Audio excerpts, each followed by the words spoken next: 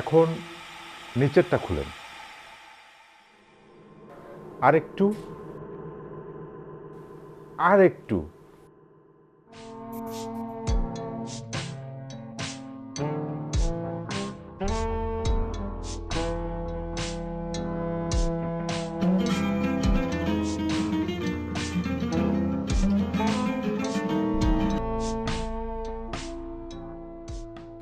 হ্যাঁ স্যার বলেন। আচ্ছা ঠিক আছে স্যার, আমি কিছুক্ষণের ভিতরে আপনার গেস্ট হাউসে পৌঁছে যাচ্ছি। আচ্ছা ওকে।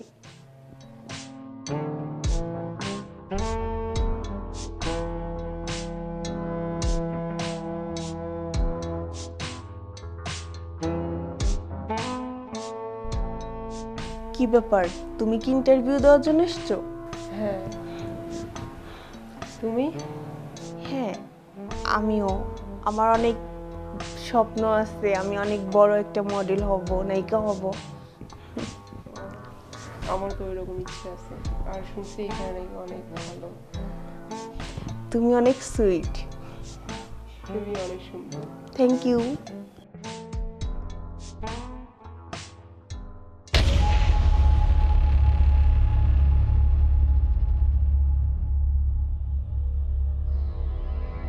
তুমি নূপুর, হ্যাঁ। চলো তোমার সাথে আমার কিছু কথা আছে, তারপর কথা আচ্ছা। আসো।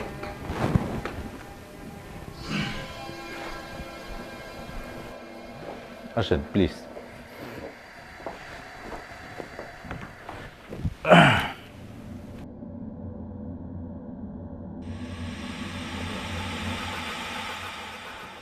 আচ্ছা, আমি যদি বলি আপনাকে এখন যে মিডিয়ার জন্য আপনার কাপড়টা খুলতে, আপনি কি খুলতে পারবেন?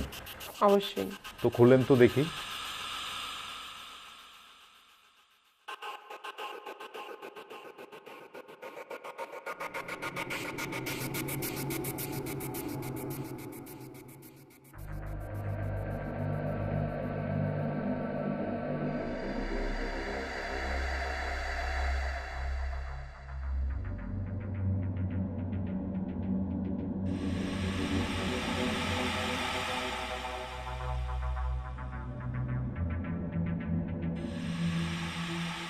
এখন নিচেরটা খুলেন,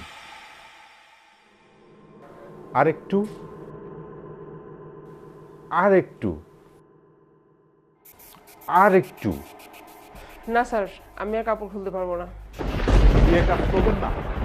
মিডিয়ায় কাজ করতে গেলে সব কিছু করতে হবে। হ্যাঁ পারবো না, এই কারণে যে আপনার মতো ডিরেক্টরের সামনে যে কাপড় খুলে এরকম করে নায়িকা হতে হবে, আমি এরকম করে পারবো না। আমি আমার নিজের যোগ্যতায়, নিজের মেধা দিয়ে আমি নায়িকা হব, কিন্তু তারপর আপনার সাথে কাজ করব না। কারণ যে নিজের মানে একটা মডেলের হচ্ছে যে শরীর ভোগ করতে চায়, তার মতো লোকের সাথে আমার কাজ করার কোনো ইন্টারেস্ট নেই।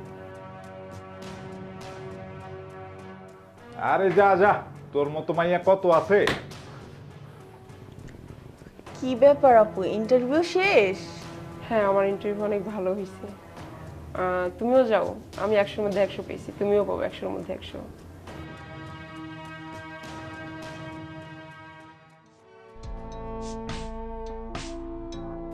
আপনি তো তিশা? জি। চলো, তোমার সাথে কিছু পার্সোনাল কথা আছে, তোমার সাথে শেষ করি। আচ্ছা।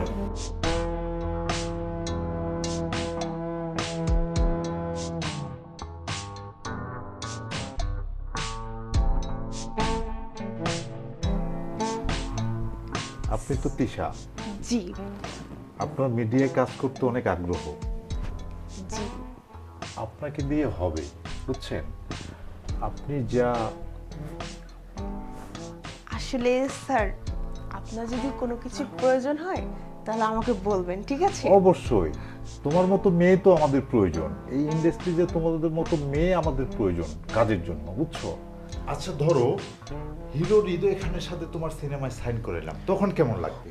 ও মাই গড স্যার, আপনি এসব কি বলতেছেন? স্যার আমি তো খুশিতে পুরো আত্মহারা হয়ে যাব স্যার। আপনি বলেন না আপনি আমার কাছে কি চান স্যার? আপনি যা চাইবেন আমি সব কিছু দিব স্যার। স্যার আমি একবার চান্স নিতে চাই সুপারস্টার হিরো হৃদয় খান।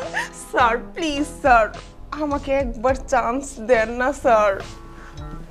আচ্ছা আরেকটা ধরো, মনে করো সিনেমা তোমার হয়ে গেছে, গুলশান বনানীর মতো জায়গায় তোমার একটা বড় বিলবোর্ড আমি টাঙাই দিছি, তখন তোমার কেমন লাগে? স্যার আপনি এসব কি বলতেছেন স্যার? আমার তো ইচ্ছে করতেছে এখনই। তুমি আমার জীবনের নায়িকা হয়ে গেছো, বুঝছো?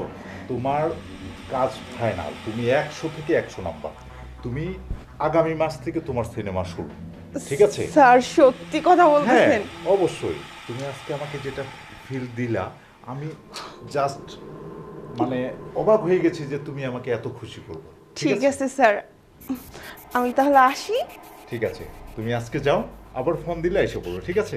ওকে স্যার, আবার দেখা হবে কিন্তু। হ্যাঁ আচ্ছা বেবি, বাই।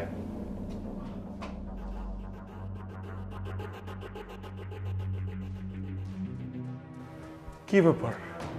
তিশারে কিচেন রুমে পাইতেছি না, ওয়াশরুমে পাইতেছি না, আমার বেডরুমে পাইতেছি না, গেলোটা কই? তিশা, কোথায় গিয়েছিলে তুমি? কোথায় গেছি মানে? তুমি জানো না আমি কোথায় যাই? না আমি জানি না, কোথায় গিয়েছিল বলো। ডিরেক্টরের বাসায়। ডিরেক্টরের বাসায়? এই ডিরেক্টরের সাথে কি তোমার প্রতিদিন মিট করতে হয়? প্রত্যেকদিন মিট করতে হয় মানে? এই, তুমি কি ভুলে গেছো আমার স্বপ্ন, আমার আশা কি? আমি নায়িকা হব। নায়িকা হইবা? তাহলে সংসারটা কে করব? তোমার কি বিয়ে হয়েছে না? তোমার কি সংসারে একটা কর্তব্য আছে না, দায়িত্ব আছে না? সেগুলো কে পূর্ণ করব? বিয়ে করেছি বলে তোমার সংসার নিয়ে পড়ে থাকবো, তোমার বাড়িতে চাকরানি করব, তাই না? তুমি তো চাওই এটা। শোনো, আমার অনেক স্বপ্ন, অনেক আশা আছে, আমি বড় একজন নায়িকা হব আর লাখ লাখ টাকা ইনকাম করব। তুমি কি দিয়েছো আজ পর্যন্ত আমাকে? দিতে পারছো কোনো কিছু? আমি যখন যেটা চাই তখনই তুমি সেটার কথা না করে দাও, কোনো টাকা পয়সা দিতে চাও না, তাহলে আমি কি করব? হ্যাঁ দেখো, আমার যেটা ইনকাম সেটা দিয়ে তোমাকে আমি পরিপূর্ণভাবে সাজিয়ে রাখতে চাই, তবে আমার তো আর বেশি ইনকাম নাই। তাছাড়া আমি তোমার কি না দিছি? তোমার এই স্বর্ণের চেন দিছি, এই মডার্ন ড্রেস পরো যে, আমার কি ফ্যামিলি নাই? আমার কি আত্মীয় স্বজন নাই? তারা কি বলে? ছি ছি বলে আমারে, আমার অনেক কিছু বলে। দেখো, তুমি যে জগতে আসো সেই জগৎটা ভালো না, সেই জগৎটা কালো জগৎ, অন্ধকার। তুমি সেই জগৎ থেকে বেরিয়ে আমার এই সাজানো গোছানো সংসারটা করো প্লিজ। হয়েছে, আর কোনো জ্ঞান দিতে হবে না, আমার যথেষ্ট পরিমাণ জ্ঞান আছে। তুমি কি বলতে চাচ্ছ আমি সব কিছু বুঝে গিয়েছি। শোনো, তোমাদের মতো কিছু মানুষ আছে না যে মিডিয়ার জগৎটাকে খারাপ মনে করে। সব মানুষ কিন্তু খারাপ নয়, অনেক মানুষই তো নায়িকা হয়ে অনেক ভালোভাবে চলতেছে, তাই বলে তারা খারাপ হয়ে গিয়েছে? মিডিয়াতে যারা কাজ করে তারা সবাই কিন্তু খারাপ নয়, আর সবাই কিন্তু ভালোও নয়। এখন তুমি একজনের কথা ধরে সবাইকে যে খারাপ মনে করবে তেমনটাও নয়, বুঝতে পেরেছো? শোনো, আমি তিশাকে কিভাবে এই জগৎ থেকে ফিরে আনবো? তার মাথার মধ্যে যে ভূত চাপছে সেখান থেকে কি তারে ফিরে আনা সম্ভব?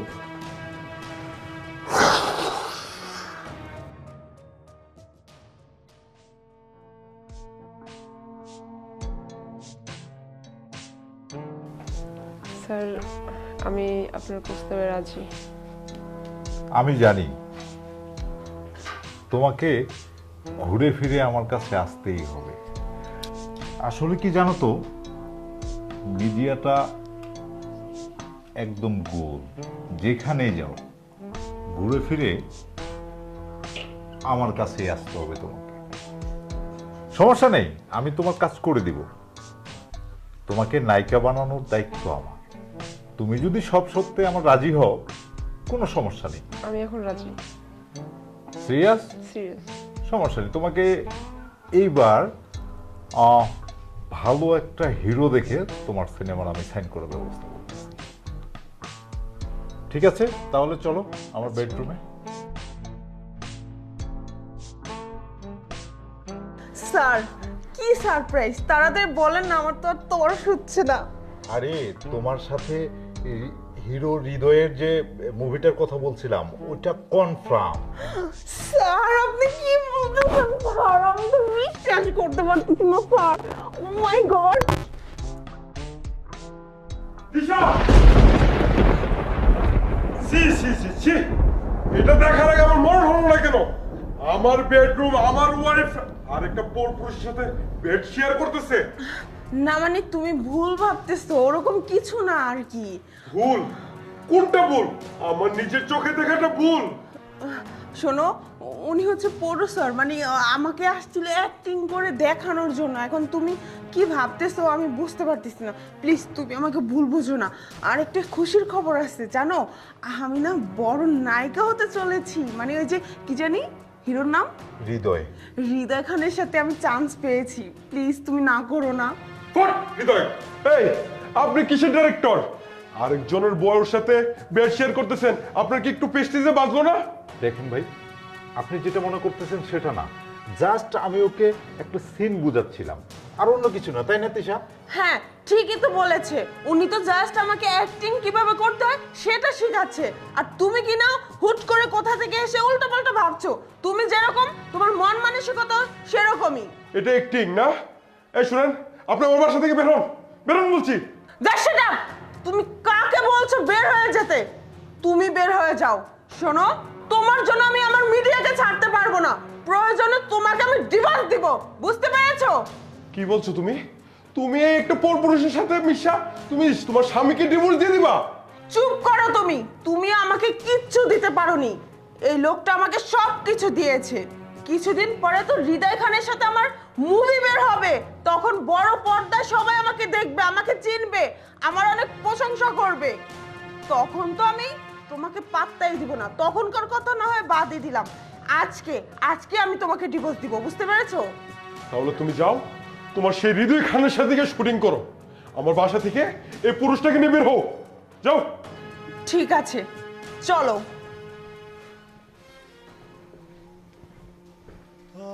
তাও হাতটা ডুবে নেয়।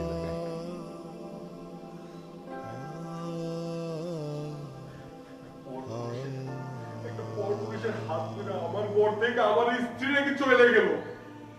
আরে আমি কেমন বা পুরুষ যে কিনা নিজের স্ত্রীকে ঘরে রাখতে পারে নাই, যে কিনা নিজের স্ত্রীর সমস্ত চাহিদা পূর্ণ করতে পারে নাই। আজ আমার টাকা নাই বলে আমার নিজের স্ত্রী আমাকে ত্যাগ করে চলে গেল।